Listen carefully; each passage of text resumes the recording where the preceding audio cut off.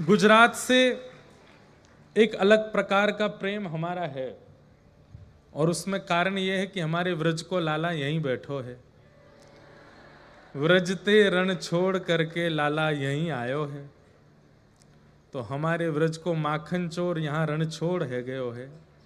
तो इसलिए हम ब्रजवासियों का एक अलग प्रकार का प्रेम है।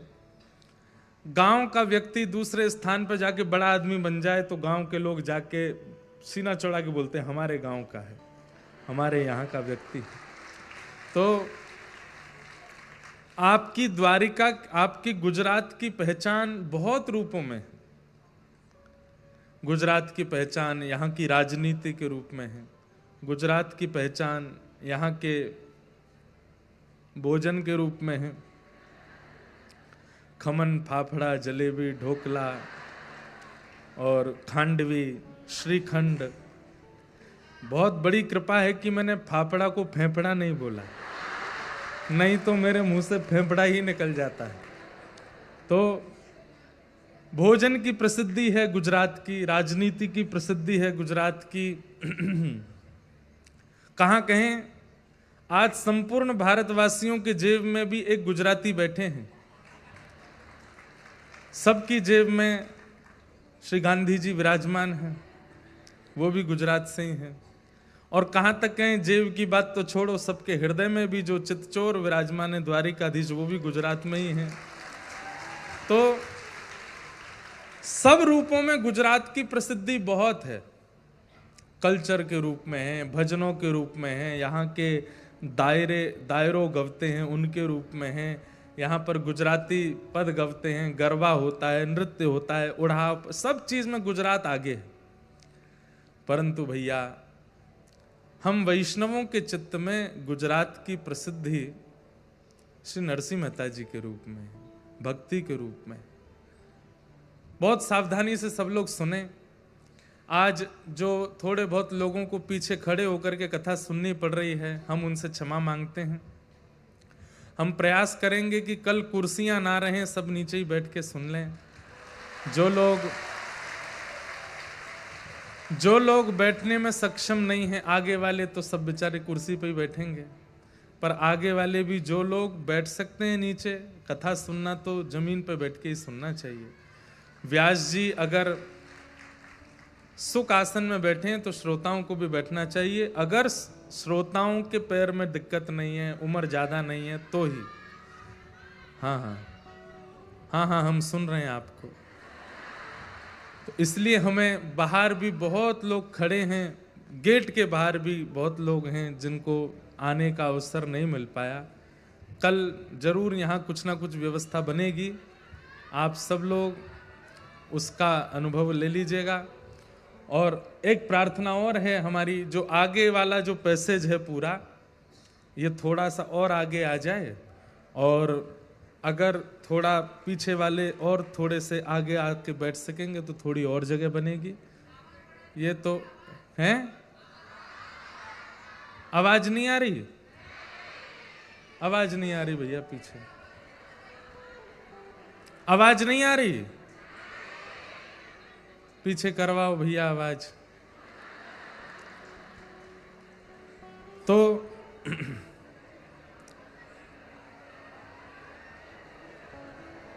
बस भैया, बस आराम से, ज्यादा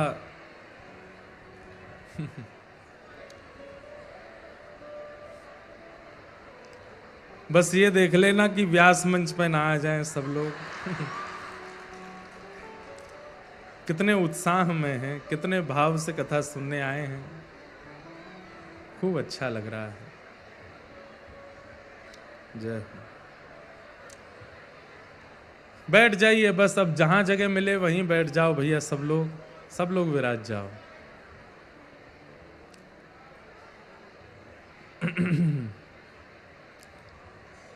जब तक आप लोग थोड़ा बैठ रहे हो, द्वारिकानो नाथ मारो राजा रण छोड़ छे, एने मन माया लगाड़ी रे।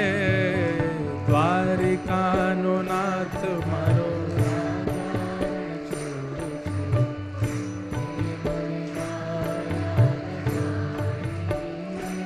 हे व्रजनो गोपाल मारो राजा रण छोड़ छे, एने मने माया लगाड़ी रे व्रजनो।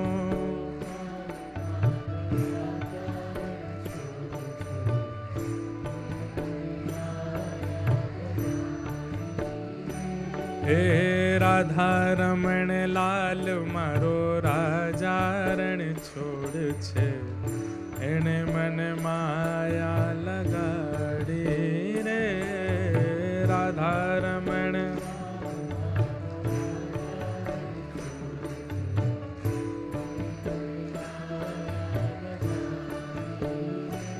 ओ एने मने माया लगाड़ी मारा वाला,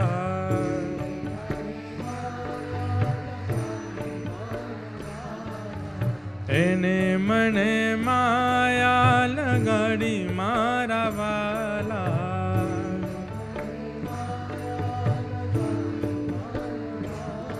ओ एने मने माया लगाड़ी रे एने मने। हे सुदामानो मित्र मारो राजा रण छोड़ छे, एने मने माया लगाड़ी रे सुदामानो मित्र मारो राजा रण छोड़ छे, हे द्वारिकानो नाथ मारो राजा रण छोड़ छे, एने मने माया लगाड़ी रे।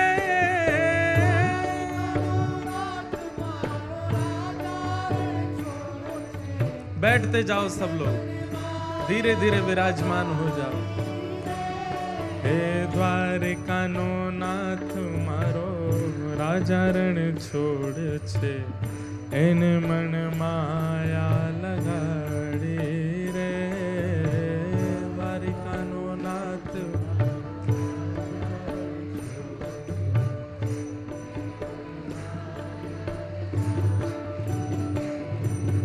बोलो द्वारिकाधीश की।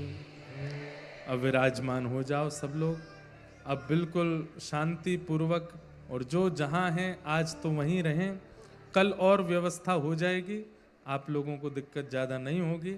अब बिल्कुल विराजमान होकर सब लोग शांति पूर्वक कथा का प्रारंभ करें। सच्चिदानंद रूपाय विश्वोत्पत्त्यादि हेतवे तापत्रय विनाशाय श्री कृष्णाय वयं नमः। यं प्रव्रजन्तमनुपेत अपेत कृत्यं द्वैपायनो विरह कातरया जुहाव, पुत्रेति तन्मयतया तरवोभिनेदु तं सर्वभूतहृदयं मुनिमानतोऽस्मि। बहुत सावधानी से सुनिएगा। आज श्रीमद् भागवत का महात्म हम लोग प्रारंभ करेंगे, और विशेष रूप से मेरी इच्छा है, और अब मैंने ऐसा कुछ कथाओं से प्रारंभ किया है कि जिस प्रांत में कथा होती है उस प्रांत के भक्तों के चरित्र हम ज्यादा कथा में सुनाते हैं।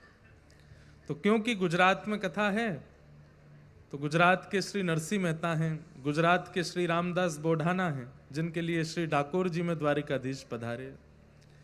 गुजरात में ही भक्तिमती मीराबाई पधारी और यहीं द्वारिकाधीश में विलीन हुई। और भी कई भक्तों के चरित्र श्री गुजरात से संबंध रखते हैं। तो उन सब भक्तों के चरित्रों के मध्य भक्ति वर्धन करते हुए हम लोग कथा रस का पान करेंगे।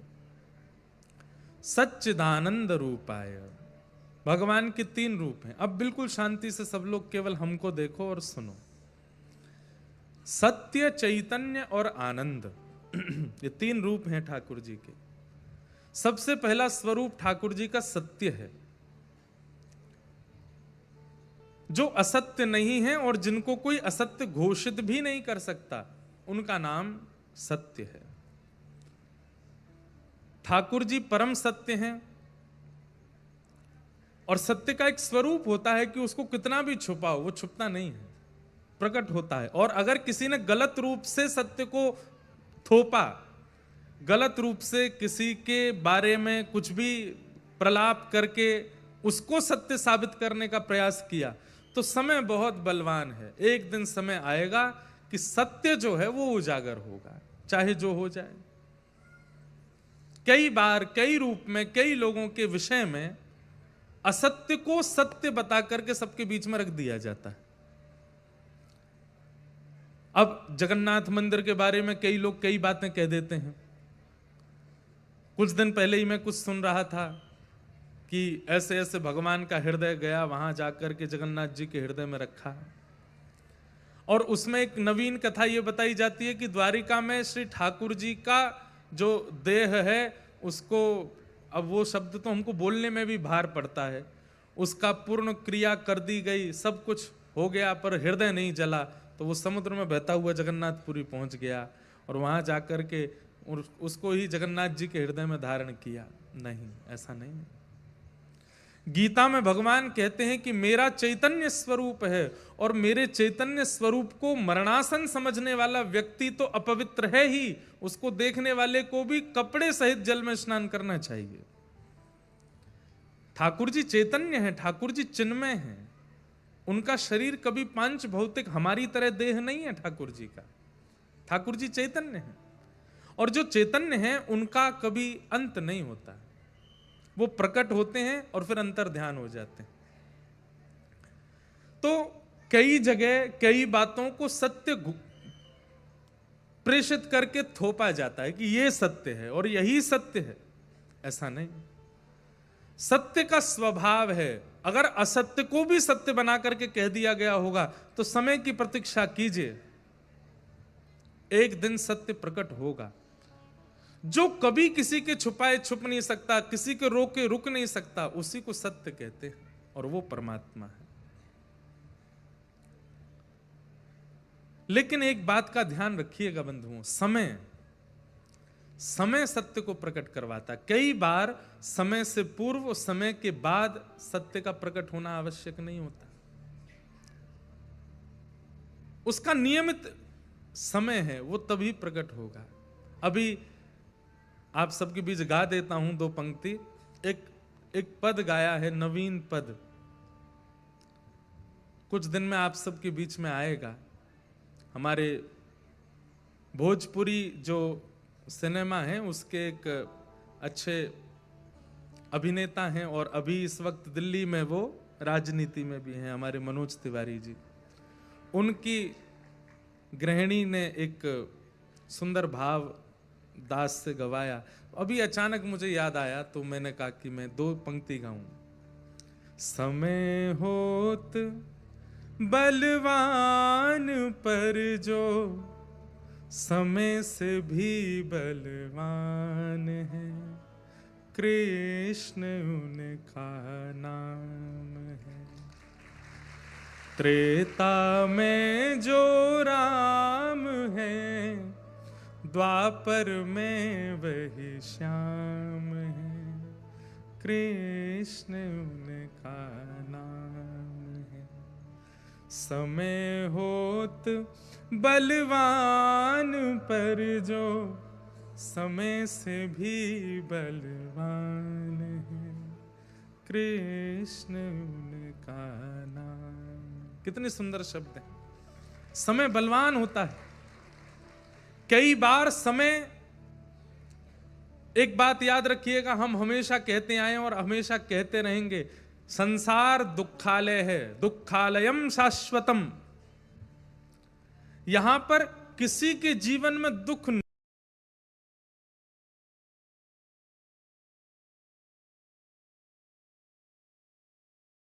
लेकिन भक्ति मार्ग में हो तो दुख ज्यादा आएंगे। आप कहोगे महाराज जी ऐसा क्यों? बहुत ध्यान से सुनिएगा।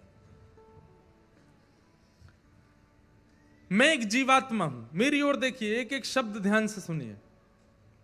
मैं एक जीवात्मा हूं, और मेरी जीवात्मा के प्रारब्ध के अनुसार ठाकुर जी ने मुझे दुख और सुख दोनों नियोजित कर रखे हैं। इतना इसको सुख देना है, इतना इसको दुख देना है। अब मैं इंद्रेश बन करके आया, मैं रमेश बन के आया, मैं राजेश बन के आया, जो भी बन करके आया, तो ठाकुर जी ने सोचा भाई इसका जीवन कितने दिन का है। अच्छा, ठाकुर जी नहीं, ये सब नियति निश्चित करती है। ठाकुर जी ने तो केवल मंत्रिमंडल बैठा रखा है, वो तो प्रधानमंत्री हैं, राष्ट्रपति, वो ज्यादा ध्यान नहीं देते। बाकी नियति रूपी एक मंत्री है, वो पूरे जीवन का हमारे का आंकलन करती है। इसको कब गिराना है, इसको कब ठोकर देनी है, इसको कब आइसक्रीम खिलानी है, इसको कब गहने पहनाने हैं, कब मर्सिडीज में चलवाना है, कब मारुति 800 में रखना है, कब पैदल चलवाना है, कब साइकिल से गिराना है, सब नियति निश्चित करती है। लेकिन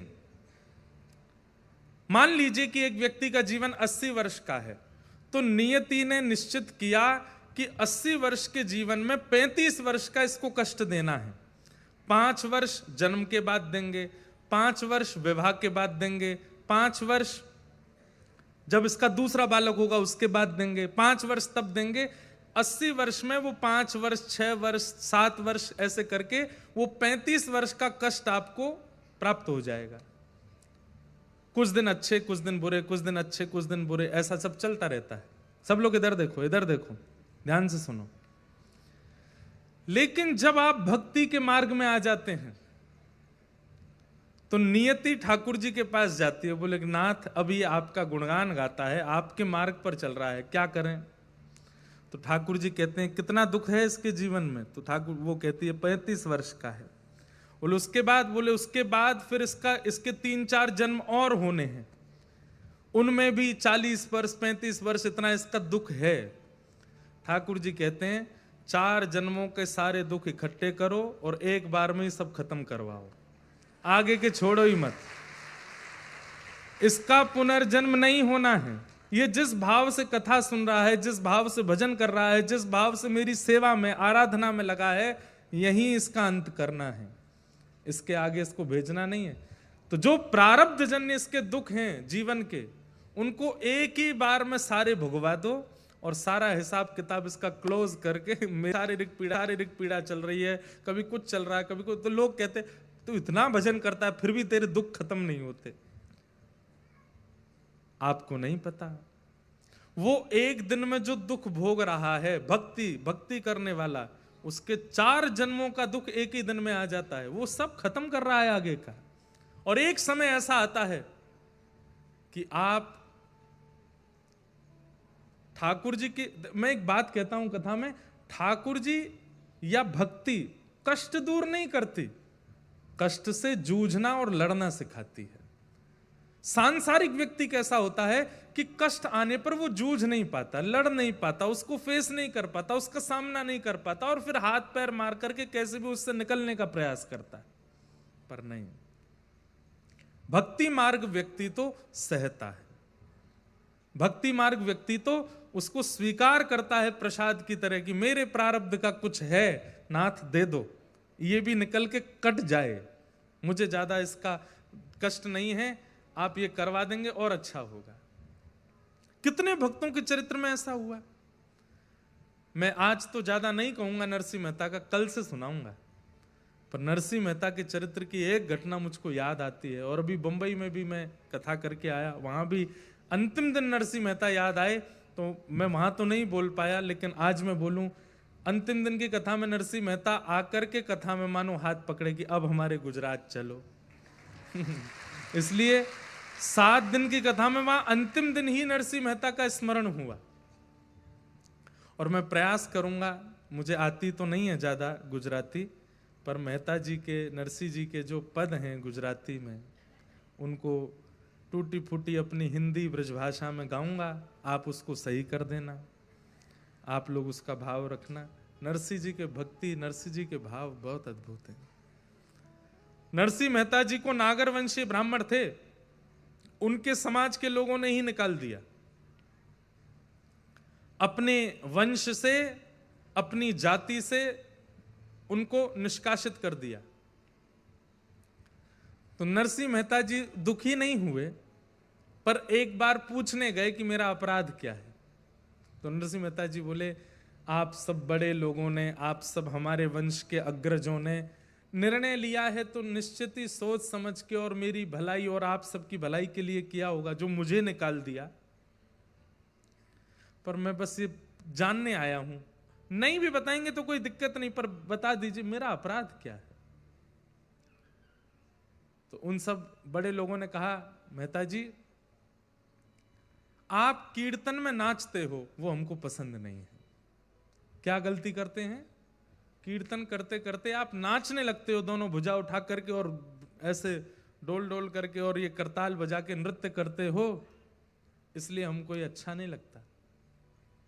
तो जो लोग बोल रहे थे नरसिंह मेहता जी उनकी ओर देख करके मन में सोचने लगे, यहां नगर के बाहर में दूषित नृत्य तुम देखने चले जाते हो, उनको देखने से तुमको पीड़ा नहीं, लेकिन कोई हरि गुण गा करके नृत्य करे तो तुम उसको अपने कुल से निकाल दोगे। उस समय के देखो, कोई नरसिंह मेहता जी का चित्र बना के लाया है, कोई लाली देखो क्या इधर बैठी हैं, वाह बहुत सुंदर है। बोले दूसरा कारण क्या है? बोले तुम परब्रह्म परमात्मा के मूल रूप का वर्णन ना करके उनके रस केली का वर्णन करते हो कि वो रास कैसे करते हैं, व्रज में गोपियों के संग विहार कैसे करते हैं, लीला कैसे करते हैं, इन सब का वर्णन करते हो, वो हमको पसंद नहीं, इसलिए हम तुमको नागर वंश से निकाल रहे हैं। नरसिंह मेहता जी बोले जैसी आपकी इच्छा। प्रणाम करके जाने लगे।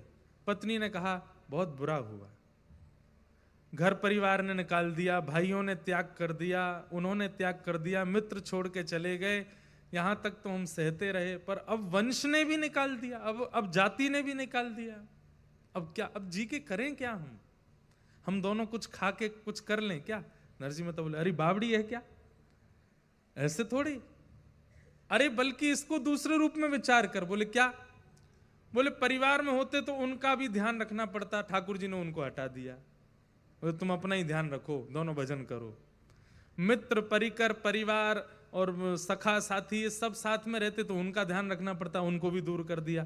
किसी के मृत्यु में जाना पड़ता, किसी के जन्मदिन में जाना पड़ता, किसी के घर के उत्सवों में जाना पड़ता, ठाकुर जी ने कहा ले ये समय भी तेरा निकाल दिया, भजन कर।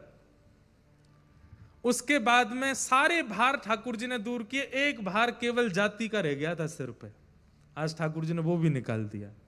अब कम से कम नृत्य करके कीर्तन भी करूंगा तो कोई प्रश्न उठाने वाला नहीं है मेरे आगे। एक भार मेरे ऊपर था वो भी ठाकुर जी ने निकाल दिया, सारे भार मेरे ऊपर से हटा करके अब केवल एक भार, और एक, इसको भार नहीं कहूंगा, एक सौभाग्य मेरे सिर पर है, क्या कि मैं हरि का हूं और हरि मेरे हैं, मेरी दूसरी कोई पहचान नहीं है। अब कल तक मेरी अनेक पहचानें थी, मैं उसका भाई हूं, मैं उसका बेटा हूं, मैं उसका पति हूं, मैं उसका मित्र हूं, मैं उसका सखा हूं, मैं उसका बंधु हूं, और ये सारी पहचानें भी मेरी जाती जा रही थी। तो एक पहचान तो मेरी रह गई थी कि मैं नागर वंशीय ब्राह्मण कुल उत्पन्न नरसिंह मेहता हूं, आज वो पहचान भी चली गई। अब केवल मेरी एक पहचान है कि मैं हरि का दास नरसिंह हूं, मैं हरि का हूं और हरि मेरे। बंधुओं, भक्त क्या करता है, वो परिस्थिति को ठाकुर जी का प्रसाद मान करके स्वीकार करता। और एक बात बोलूं, परिस्थिति ठाकुर जी की द्वारा दी गई परीक्षा है, उसको परखने के लिए कि वो क्या करने वाला है, और उस परिस्थिति को जब हंस के खेल करके शांति से वो स्वीकार कर लेता है और उसमें भी प्रसन्न चित्त रहता है, तो ठाकुर जी अपनी दोनों भुजा पसारते हैं, वाह अब मैं तो सो प्रसन्न है गयो, तू मेरे पास आ जा, तू मुझको स्वीकार कर ले। विपरीत परिस्थिति कलयुग में, लिख लीजिएगा इस बात को, और कल से अगर जिनको बहुत आनंद आता है कथा में कुछ सूत्र लेने में, वो कुछ लिखने की व्यवस्था रखो अपने साथ। कलयुग में विपरीत परिस्थितियों को सहना ही तपस्या है, और उससे भगवत प्राप्ति निश्चित हो जाएगी। उस विपरीत परिस्थिति को बस सह लीजिए। क्यों? क्योंकि भगवान सत्य हैं, वो सब जानते हैं। तुम जानत सब अंतर्यामी, तुम जानत सब अंतर्यामी, करणी कछु ना करी, करणी कछु ना करी, मोरी राखो लाज हरी, मोरी राखो लाज। तुम जानत सब अंतर्यामी, इसलिए वो सत्य हैं। भरोसा कीजिए, विश्वास कीजिए उन पर। आपकी परिस्थिति से ज्यादा, आपकी परिस्थिति ठाकुर जी से ज्यादा बलवान नहीं है। आपकी देह की पीड़ा, आपकी बौद्धिक पीड़ा, आपकी सामाजिक पीड़ा, ये ठाकुर जी से ज्यादा बलवान नहीं है। पर हां, बलवान ये कब हो जाती हैं? जब ठाकुर जी के प्रति अविश्वास होता है, जब ठाकुर जी पे भरोसा नहीं होता, तब आपकी पीड़ा बलवान हो जाती है। इसलिए ठाकुर जी से जाके मत कहो कि हम पीड़ा में हैं। पीड़ा से कहो ठाकुर जी हमारे संग खड़े हैं, हे पीड़ा सोच समझ के हमारे पास आना। ठाकुर जी संग खड़े हैं हमारे। शंख चक्र गदा पद्म धारण करके क्यों खड़े हैं हमारे द्वारिकाधीश? क्या इस चक्र को देख करके भी आपको निर्भयता नहीं होती? मुझे डरने की क्या आवश्यकता? मेरे सिर पर सुदर्शन चक्रधारी खड़े हैं।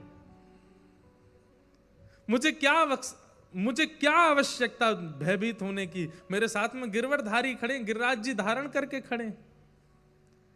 ये ठाकुर जी ने ऐसे ऐसे रूप धारण इसलिए किए हैं ताकि आप निर्भीक होकर के उन पर विश्वास करो। ठाकुर जी से मत कहो कि हम पीड़ा में, पीड़ा से कहो कि हम ठाकुर जी के साथ हैं। ठाकुर जी हमारे जौहरे खड़े, हमारे ब्रजभाषा में पास को कहते हैं जौहरे। क्या बोलते हैं? हमारे जौहरे। अब जौहरे तो नहीं, उसको दोहरे खड़े हैं, हमारे जौहरे खड़े हैं ठाकुर जी। अभी हम महाराष्ट्र में थे, वहां पंडरीनाथ भगवान ऐसे खड़े हैं, कमर पे हाथ धर के। तो श्री ज्ञानेश्वर जी महाराज ने ठाकुर जी के ऐसे खड़े होने के अनेक उदाहरण बताए। ठाकुर जी ऐसे क्यों खड़े? वृंदावन में वंशी बजा रहे हैं, गोवर्धन में गिरिराज जी उठा रहे हैं, द्वारिका में, गुजरात में शंख चक्र गदा पद्म धारण करके खड़े हैं, रंगनाथ में लेटे हुए हैं। पर ये अद्भुत ही छवि है, ठाकुर जी की कमर पे हाथ धर के खड़े हैं। आपके गुजरात के महान प्रवक्ता, श्रीमद् भागवत के अद्भुत वक्ता श्री डोंगरे जी महाराज, वे तो अपनी हर कथा में कहते थे कि हमारे द्वारिका के नाथ लीला पूरी करके वैकुंठ नहीं गए हैं। बोले कहाँ गए? बोले पंढरपुर गए हैं, पंढरपुर में विराजे। और वहां ठाकुर जी ऐसे खड़े हैं। ऐसा कह दिया जाए तो इसमें कोई अतिशयोक्ति नहीं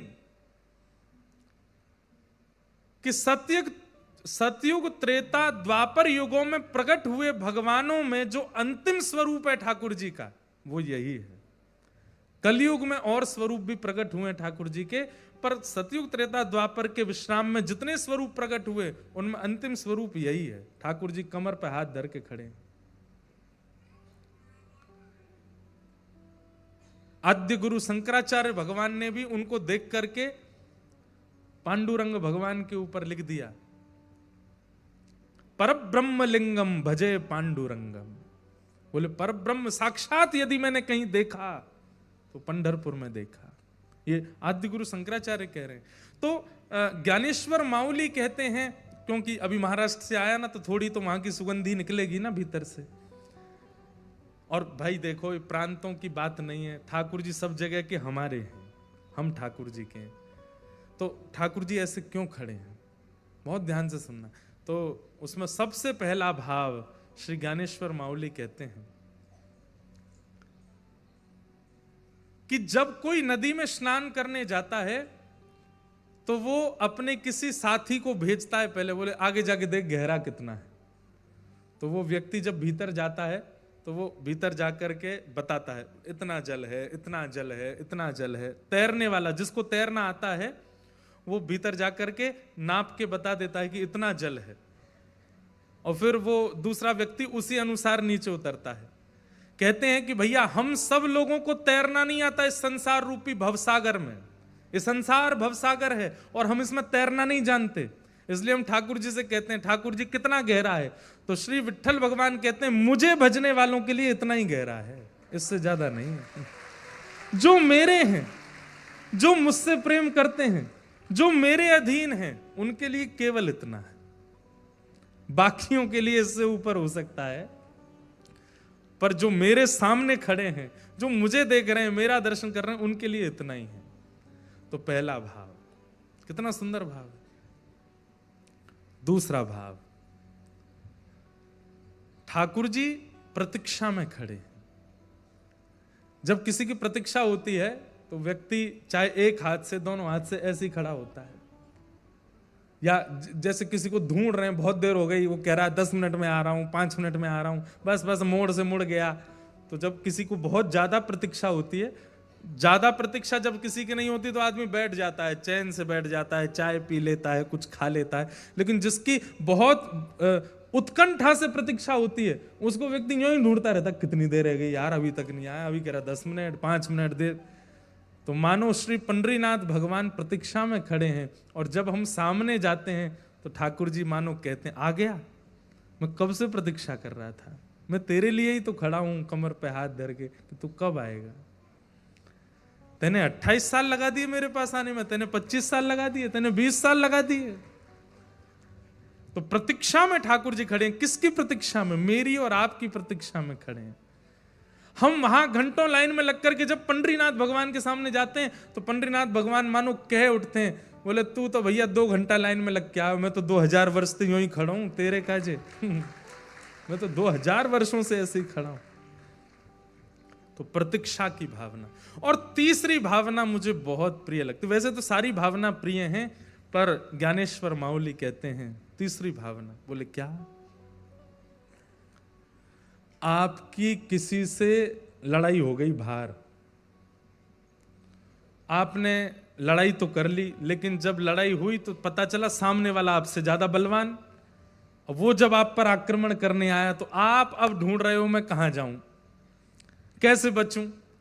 तो बच्चों में लड़ाई हो जाती है, तो सामने वाला बच्चा ज्यादा बलवान होता है, तो वो दूसरा वाला बच्चा मैया को ही खोजता है अपनी, मेरी मम्मी कहाँ, पिताजी नहीं, मम्मी, मम्मी ही बचाएगी। वो मम्मी के पास जाता, बचाओ बचाओ बचाओ बचाओ। तो माँ क्या करती है, तुरंत छोटे वाले को लेके अपने पीछे खड़ा करती है और सामने खड़ी हो जाती है, क्या बात है, और जो सामने से आ रहा है उसको टोक देती है, क्या कहना है इसको, इससे बाद में कहना, पहले मुझसे बात कर। तो ऐसे ही संसार की पीड़ा, संसार के कष्ट, संसार का भय, संसार की दुख, दारिद्र, ये सबसे हम भिड़ तो जाते हैं, लेकिन बाद में पता चलता है ये हमसे ज्यादा बलवान है। ये हमको मानसिक रूप से, बौद्धिक रूप से, व्यवहारिक रूप से, शारीरिक रूप से तोड़ ही रहे हैं। तब हम क्या करते हैं, तब हम ठाकुर जी का नाम लेते हैं। जैसे ही कहते हैं, हे कृष्ण द्वारिकावासी क्वासी क्वासी महाभुज, हे महाभुज आप कहां हो, हे जगन्नाथ आप कहां हो, हे द्वारिकाधीश आप कहां हो, तुरंत ठाकुर जी निकल करके आते हैं और हमको पीछे खड़े करके ऐसे खड़े हो जाते हैं और दुख दारिद्रों से कहते हैं, इससे बाद में जूझना, पहले मुझसे बात करो, इसके पास बाद में जाना। इसीलिए हमारे महाराष्ट्रियन वैष्णव ठाकुर जी को भगवान नहीं बोलते, क्या बोलते हैं, माउली। क्या बोलते हैं, माउली मतलब मैया, ये हमारी मैया है, ये हमारी माता जी है। एक पद है बहुत सुंदर, वो है तो गुरु के लिए, लेकिन बहुत सुंदर भाव है। मेरे मन में तरंग आ रही है तो मैं गा देता हूं। हम बालक तुम माई हमारी, हम बालक तुम माई हमारी। देखो हमारी कथा में 2-3 श्रृंगार ही विशेष हैं। उसमें पहला तो भक्त चरित्र है, दूसरा पद पदावली रसिक जनों की, और तीसरा गुरुजनों की उच्छिष्ट प्रसादी जो प्राप्त है वो सब। इसलिए जब कभी भी ये रसिकों के पद गाए जाएं, हमारी आपसे भावना है, मैं आप सब लोगों की ओर से गा रहा हूं, लेकिन फिर भी आप सबसे मेरी प्रार्थना है, जैसा स्वर है आपका, राग की आवश्यकता नहीं, अनुराग में गाइएगा, गाइएगा जरूर, पुकारिए मेरे साथ। हम बालक तुम माई हमारी, हम बालक तुम माई हमारी। एक बात कहें, आप लोग द्वारिका जाइएगा, मुझे तो समय नहीं मिल पाएगा बड़ोदरा कथा के विश्राम में, क्योंकि प्यारे गिरधर लाल जी का ब्याहुला उत्सव बरसाना में है, मुझे तुरंत पहुंचना पड़ेगा वहां पर जो लोग ब्याहुला में नहीं आ पा रहे हैं बरसाना, मेरी तरफ से मुझे कथा की दक्षिणा देने के रूप के भाव से आप लोग द्वारिका चले जाना। और द्वारिका बहुत दूर लगता हो, क्योंकि यहां से दूरी तो है, तो डाकोर जी चले जाना। और श्री रणछोड़ राय प्रभु को आज तक आपने भाई के रूप में देखा, लाला के रूप में देखा, राजा के रूप में देखा, भगवान के रूप में देखा, एक बार मेरे कहने से माँ के रूप में देख के आई है। ये मेरी मैया है, हम इसके बालक हैं, हम आके लाला हैं और ये हमारी मैया है। एक बार दर्शन करके आइएगा इस भाव से, और फिर जो आप अनुभव करेंगे ना, वो अद्भुत होगा। हम बालक तुम माई हमारी, हम बालक तुम माई हमारी, पल पल माही करो रखवारी, पल पल माही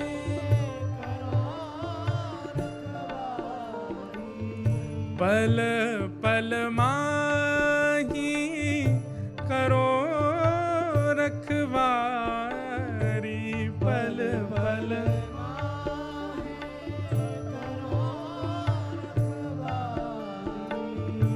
हम बालक तुम माई हमारी, हम बालक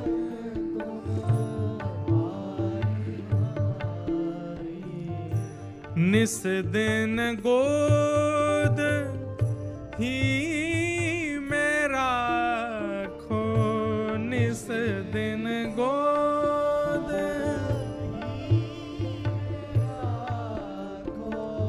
जगन्नाथपुरी में एक भक्त था भगवान का, वो ठाकुर जी के पास जाके रोज रोता था और महाप्रभु जगन्नाथ जी से कहता था कि मेरे जीवन में बहुत कष्ट है, बहुत कष्ट है, बहुत कष्ट है। अपने सारे कष्टों की दुविधाएं बताता था। मेरे सारे कष्ट दूर मत कीजिए, बस एक काम कर दीजिए। बोले क्या? आप मेरे साथ रहने लग जाओ तो मुझे लगेगा कि आप संग खड़े हो, मुझे कष्ट की अनुभूति नहीं होगी। ठाकुर जी ने कृपा कर दी और ठाकुर जी ने उसको कहा कि तू समुद्र के तट पर जाना और चल के देखना, अगर बालुका में तेरे पैरों के चिन्ह और उसके बगल में मेरे पैरों के चिन्ह दिखाई दें तो उससे तू विश्वास कर लेना कि मैं साथ ही हूं। मैं प्रत्यक्ष नहीं दिखाई दूंगा, मेरे चरण चिन्ह दिखेंगे। ठीक है। अब उसके जीवन में जब भी कष्ट आता, वो दौड़ करके समुद्र के तट पर जाता और थोड़ी देर चल के पीछे मुड़ के देखता तो 2 चरण चिन्ह उसके बगल में, 2 चरण चिन्ह ठाकुर जी के। उसी से ही खुश हो जाता कि ठाकुर जी साथ हैं। एक बार उसकी माता जी का देहावसन हो गया, उसी बालक के, और जब मां की मृत्यु हुई तो वो सह नहीं पाया, इतना दुखी हुआ, इतना दुखी हुआ कि बोला मेरे जीवन में इससे बड़ा कष्ट कोई नहीं आया। दौड़ करके समुद्र के तट पर गया, चल करके जैसे ही उसने पीछे देखा 2 ही चरण चिन्ह थे, 2 नहीं थे। महाप्रभु जगन्नाथ जी को कहने लगा, आज आपने भी मेरा साथ छोड़ दिया, मेरी मां तो सो छोड़ के चली गई, आप भी चले गए। रात्रि में स्वप्न में महाप्रभु जगन्नाथ आए और आकर के बोले क्या हुआ? बोले कि आज 2 ही चरण चिन्ह दिख रहे थे, इसका मतलब आपने भी मुझे छोड़ दिया, मेरी मां छोड़ के चली गई, आप भी चले गए। ठाकुर जी बोले नहीं, जब तू चलता था तेरे चरण चिन्ह और मेरे चरण चिन्ह दिखते थे, मतलब कष्ट इतना भारी नहीं है, तू स्वयं चल सकता है। लेकिन आज तेरा कष्ट इतना भारी था कि जो चरण चिन्ह दिखे वो मेरे थे, तेरे नहीं थे। मैं तुझे गोद में लेके चल रहा था।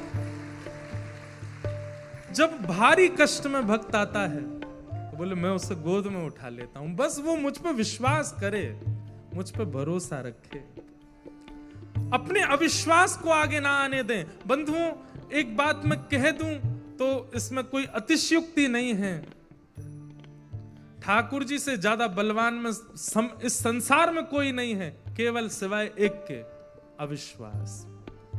अविश्वास कई बार ठाकुर जी से ज्यादा बलवान हो जाता है, और हमारी गिरावट के लिए, या कह दें हमारी जीवन के उत्थान को रोकने के लिए अविश्वास जीवन में आता है।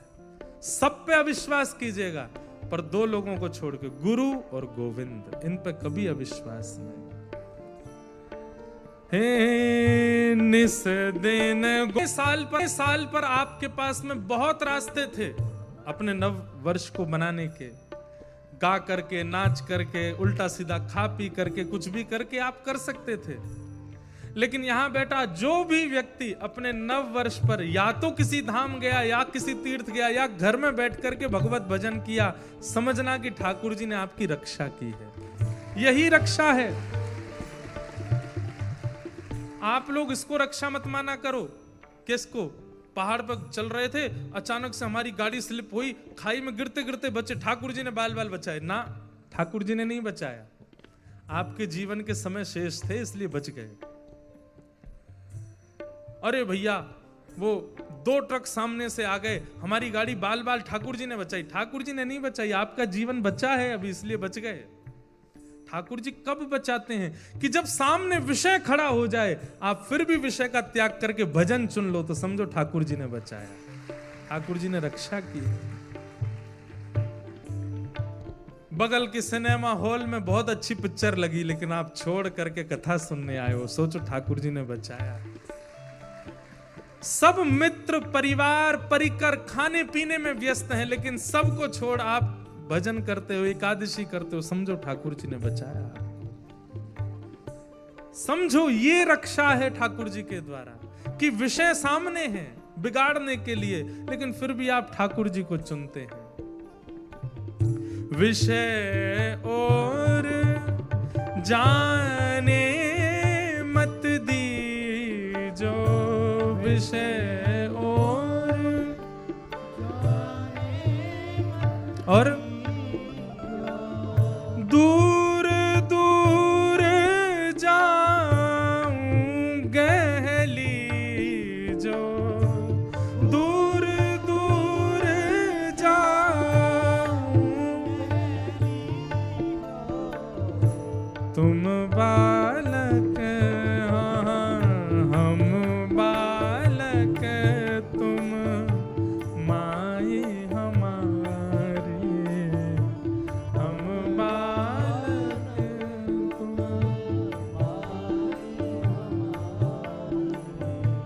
मैं अनजान कछु नहीं जानू, मैं अनजान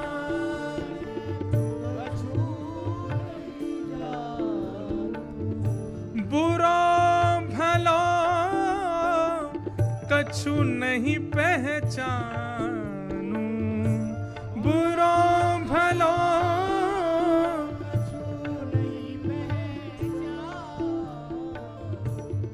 हम बालक तुम माई हमारे, हम बालक तुम माई। सहजो बाई का पद है, चरण दास कहे सहजो दासी, चरण दास कहे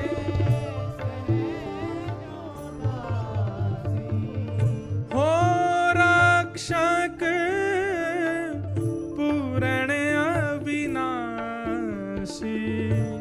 हो रक्षक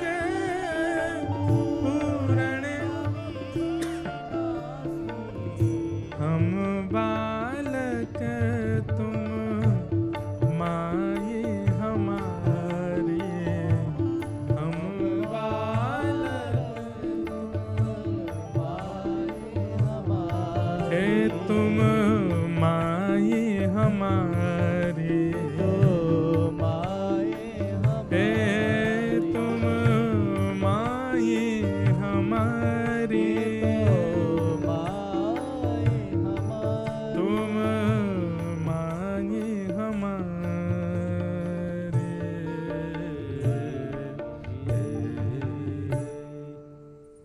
हम बालक तुम माई हमारी। बंधुओं, ठाकुर जी के प्रति विश्वास कैसा होना चाहिए? जैसे 1 वर्ष से कम आयु के बालक का अपनी मां के प्रति होता है। कई बार आपने घरों में देखा हो कि छोटे बालक को कभी वो ऊधम मचाता है ना, उसकी मां अगर मार भी देती है वो तो भी मां के ही गले लगता है। जैसे कई बार छोटेपन में 1-1.5 साल के बालक को ऊधम मचा रहा है, कुछ फेंके, नहीं खावे, मुंह का बाहर निकाल दे, तो मां उसको धीरे से धर देती है, रोता है, रोते रोते फिर भी कोई और शांत कराने आया उसके पास नहीं, मां के पास ही लगता है, गले उन्हें मां कहती दूर बैठ मत आ मेरे पास, तो भी उसी पे ही चढ़ता है। ऐसा विश्वास ठाकुर जी के प्रति हो, चाहे जो हो जाए हमारे साथ। बंधुओं, कहां तक कहें, हाथ पैर कटने तक की स्थिति आ जाए तो भी अविश्वास ना हो ठाकुर जी पे। कथा सुनाऊंगा, एक दिन आएगी तो मोरध्वज राजा की। भगवान ने आधा शरीर काट के मंगवा लिया, काटने को तैयार हो गए, लेकिन ठाकुर जी पे अविश्वास नहीं। कथा भक्ति नाम जप तिलक स्वरूप गुरु कृपा और कुछ सिखावे ना सिखावे, विश्वास सीखिए ठाकुर जी के प्रति। भरोसो दृढ़ इन चरणन केरो, श्री वल्लभ नक चंद्र छटा बिन, सब जग माही अंधेरो, सूर कहां कहे दुविध आंधरो, बिना मूल को चेरो। अरे मैं बिना नेत्र वाला पूरी दुनिया के वो दर्शन कर लेता हूं जो दुनिया नहीं कर पाती। किसकी कृपा से? केवल अपने गुरु के प्रति भरोसा, विश्वास। तो भगवान कौन है? सत्य है, और सत्य विश्वास से प्रकट होता है। दूसरा भगवान का स्वरूप है चैतन्य। ठाकुर जी चैतन्य है, जड़ नहीं है। चाहे वो चित्रपट की सेवा में हैं, चाहे वो अष्ट धातु के हैं, चाहे वो चांदी के हैं, सोने के हैं, पीतल के हैं, ठाकुर जी के प्रति चैतन्य बुद्धि रखो। आपके यहां तो बहुत बढ़िया मौसम है, पंखा चल रहे हैं। हमारे यहां आज की डेट में कोई पंखा चला दे तो उसको शत्रु मान लिया जाता है। जैसे घर में सुबह सुबह साफ सफाई माताएं बहनें करती हैं, और उस समय अगर पंखा चला देती हैं गलती से तो पूरा घर देखता है, भाई प्राण लेने हैं तो ऐसे ही बोल दो। इतनी सर्दी हमारे यहाँ तो, यहाँ तो पंखा चल रहे हैं। पर जैसे हमारे यहाँ की सर्दी है, अब आप अपनी सेवा के ठाकुर जी को ऊनी वस्त्र पहनाते हो, शॉल लगाते हो, हिना का इत्र चढ़ाते हो, सब कुछ करते हो, लेकिन आप जहां कहीं भी ठाकुर जी का स्वरूप देखते हो, आपके मन में आता है इनको ढक दूं, कहीं जाड़ा नहीं लग रहा हो, कहीं सर्दी नहीं लग रही हो, इनको कुछ पवा दूं, भूखे नहीं बैठे हों। ये बुद्धि प्रकट हो जाना, ये चैतन्य बुद्धि है, और इससे ठाकुर जी का अनुभव, साक्षात्कार बहुत जल्दी हो जाएगा। ठाकुर जी के प्रति चैतन्य बुद्धि। पर हम लोग कैसे? अपना तो आलीशान घर है, ठाकुर जी कोने में बैठे हैं, एक छोटी सी बेचारी खिड़की है, वहां के भीतर बैठे हैं चुपचाप। एक दिया जल रहा है, उसी में बेचारे अपनी बंशी खोजते रहते हैं, कहां है। चना चनौरी बेचारी किस्तों में मिली हुई हैं, छोटी सी कटोरी। जो लोग जिनके घर में बादाम का, ड्राई फ्रूट्स का भोग लगता है बस ठाकुर जी को, वो भी ऐसा नहीं कि बड़े कटोरा भर के धर दो, इतनी सी कटोरी, उसी में ही ठाकुर जी बेचारे तृप्त हो जाओ। ठाकुर जी बंधुओं कई बार ये सोचते हैं कि तू मेरी सेवा करके एक बार खुद सोच, अगर मैं तेरे साथ ऐसा करूं तो क्या होगा। तू मेरी सेवा करके एक बार विचार कर कि यही उल्टा तेरे साथ हो गया तो तू क्या करेगा। ठाकुर जी चैतन्य है, और चैतन्य बुद्धि उन लोगों को रखनी चाहिए जो ठाकुर जी की सेवा करते हैं।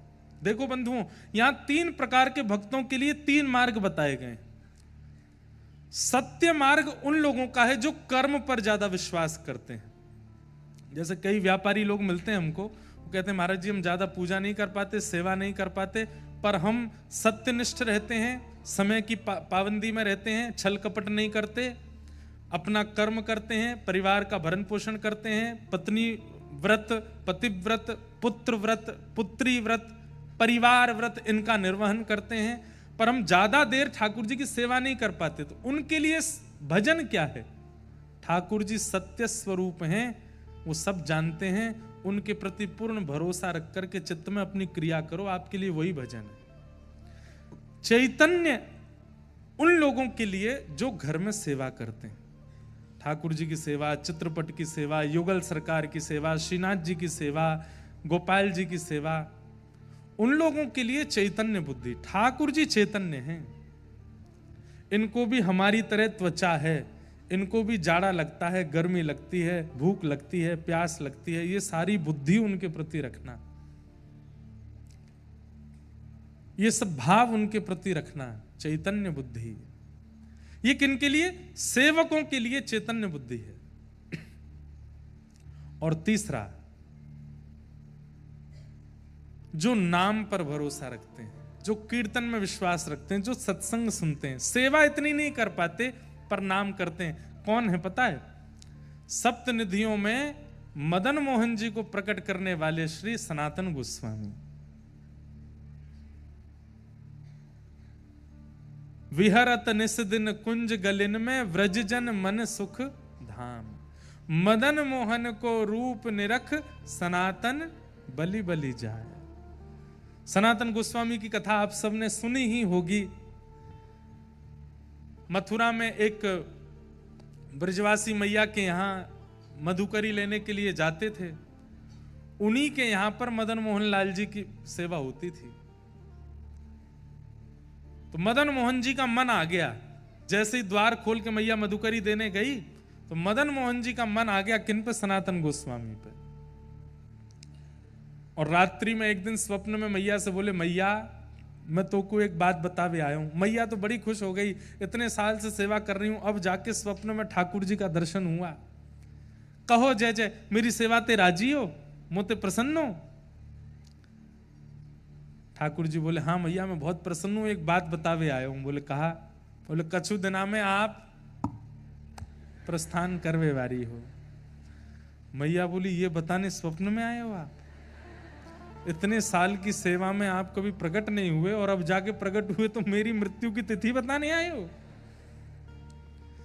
लेकिन बोली, जय जय, बस ये बता दो मोते राजी हो ना? ठाकुर जी बोले, मैं बहुत राजी हूं मैया, पर मैं तो सो ये कहवे आया हूं, सेवा पूर्ण भई अब तेरी, जागा भाग्य किसी का। अब तेरी सेवा पूरी है गई, पर मैया मैं तो यहीं रहूंगा, मोकू कौन के हवाले करके जाएगी? मैया बोली, आपने कोई चुन लियो है? बोले हाँ चुन लियो। बोले कौन? बोले सुबह सुबह बाबा आवे मधुकरी मांगवे। ब्रजभाषा समझ रहे हैं ना आप लोग? ठाकुर जी बोले, बाबा आवे मधुकरी मांगवे। बोले हाँ, वही बाबा मुँह को बढ़िया लग गो, वही दे दे मुँह, वही के पास जाऊंगा। अगले दिन जब सनातन गोस्वामी आए तो मैया ने मधुकरी देते ही कहा, बाबा मेरे ठाकुर जी स्वप्न में आके कह के गए आपसों सेवा करानी है। बाबा ने ठाकुर जी को देखा, भीतर मंदिर में विराज रहे थे घर में। बोले, मैया आपके ठाकुर जी को देख करके मुझे इतना सुख मिलता है, सोने का मुकुट पहनते हैं, क्या जड़ी के वस्त्र पहनते हैं, 56 भोग लगाते हैं, छोटी सी कुटिया में रहता हूं, एक टिक्कर बना करके मधुकरी की पाता हूं, 22 घंटा भजन करता हूं 24 घंटे में से, और बचे हुए 2 घंटे में शयन करना, स्नान करना, शौच करना, सब कुछ 2 घंटे में। ये राज घराने के ठाकुर जी मेरी कुटिया में कैसे रहेंगे? एक बार मेरी व्यवस्था बता दो इनको, मैं ज्यादा चट्टपने नहीं करा पाऊंगा इनको, मैं ज्यादा आभूषण नहीं पहना पाऊंगा इनको, मैं ज्यादा व्यवस्था इनकी एक कपड़े में लेके जाऊंगा और हो सकता है अंतिम श्वास तक एक ही कपड़ा में रखूं, और एक टिक्कर बना के, टिक्कर समझते हैं? रोटला, आपकी गुजराती में रोटला बनता है। कच्छ साइड जाते हैं या उधर अपने सौराष्ट्र की तरफ जाते हैं, वहां यहाँ पे भी बनता है रोटला, बाजरा का रोटला, ज्वार का रोटला, बड़े बड़े, उसका भी और बड़ा रोटला का भी रोटला, उसको बोलते हैं टिक्कर। मतलब एक टिक्कर कम से कम इतना बड़ा बनाते हैं साधु महात्मा संत जन, और उस एक टिक्कर के 2-3 भाग करके 3-4 महात्मा खा लेते हैं, पूरे दिन भूख नहीं लगती। फिर मोटा अनाज और मोटा रोटला। तो बोले, मैं तो एक टिक्कर बना के पाऊं कैसे जीवेंगे मेरे संग? इनकी तो 8 बार भोजन, 7 बेर आरती। हमारे व्रजमंडल में 8 बार भोग लगता है, 7 बार आरती होती ठाकुर जी की, अष्टयाम सेवा होती। कैसे करेंगे ये? एक बार मेरी व्यवस्था बता दो इनको। मैया बोली आज बात करती हूं। ठाकुर जी से जाके कही, बोले कि जय जय जाग के पास जावे की इच्छा रख रहे हो। उनने अपनी ऐसी व्यवस्था बताई है। रात्रि में मैया सो गई, ठाकुर जी फिर से सपने में आए, बोले मैं राजी हूं, मुझे जरूरत ना है, पर मोकू वही के पास जानो है। सोचिए आप कितनी व्यवस्था करते हैं, उससे ठाकुर जी नहीं रीझते। पर आप जो भी व्यवस्था करते हैं, कितने उत्साह से करते हैं, उससे ठाकुर जी रीझते हैं। सनातन गोस्वामी जी को ठाकुर जी की सेवा में रुचि है, पर सेवा से ज्यादा नाम में रुचि है। 22 घंटे भजन करते हैं वो। 22 हमारे वृंदावन में आज भी ऐसे कई महात्मा हैं, 22 घंटे भजन करते हैं, केवल नाम जपते रहते हैं। हमारे गोवर्धन में एक महापुरुष थे, महाराज जी थे।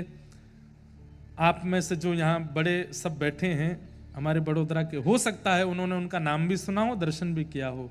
परम पूजनीय प्रातः स्मरणीय श्री ठाकुरदास बाबा। मैंने अंतिम समय में उनका दर्शन किया, जब वो निकुंज में प्रवेश कर रहे थे, उससे पहले किया, तब उठ भी नहीं पाते थे। उस समय मैं दर्शन करने गया, मैं भी छोटा था, पिताजी के साथ गया, तो बाबा की संपूर्ण शरीर तो किसी और के करने से ही कार्य करता था, पर ये उंगली उनकी ऐसी चलती रहती थी बिना माला के। मतलब ये समझ लीजिए कि पूरे शरीर को पैरालाइज हो गया, लेकिन उंगली पर नाम बंद नहीं हुआ। उस स्थिति को क्या कहते हैं?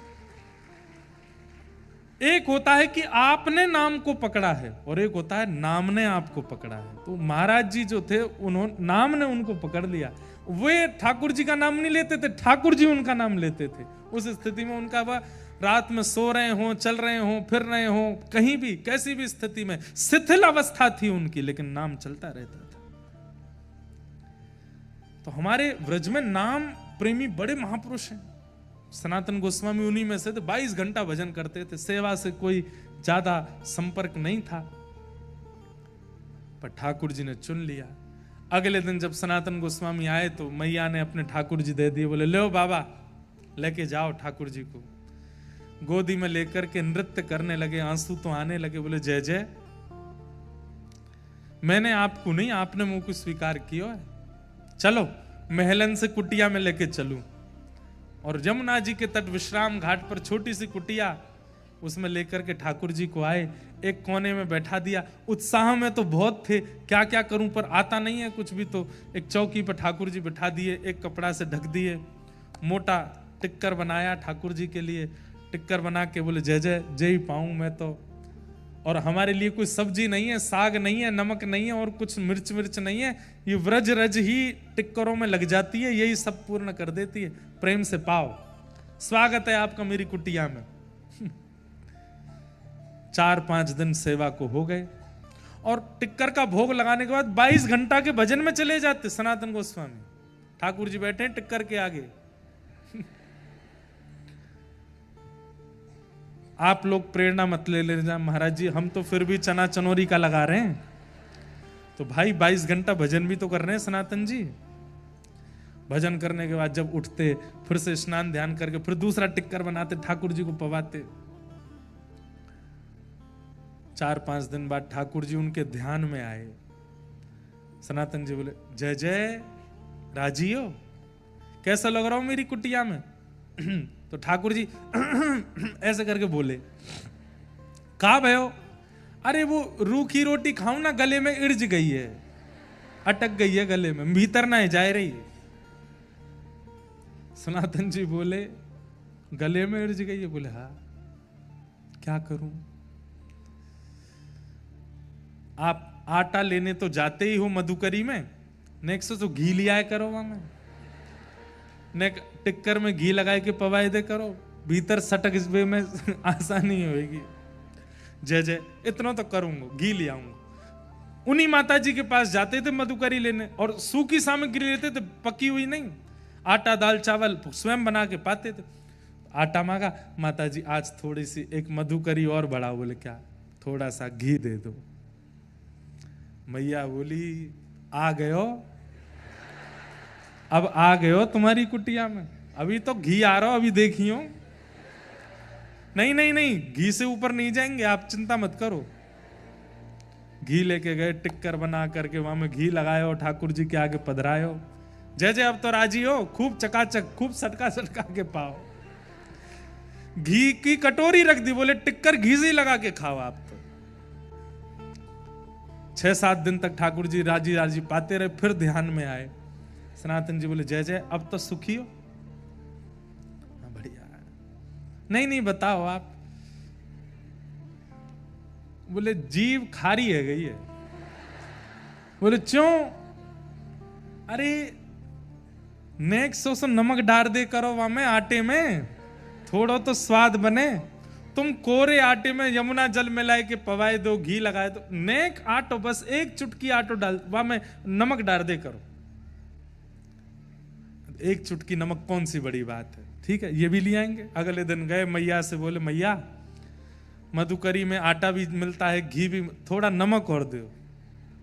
हाँ नमक अभी तो रुको, रसायनों का प्रवेश होगा। नमक लेकर के गए। 7-8 दिन 10 दिन ठाकुर जी ने फिर कोई सेवा नहीं मांगी। 10 दिन बाद फिर आ गए, जय जय अब कहा हो?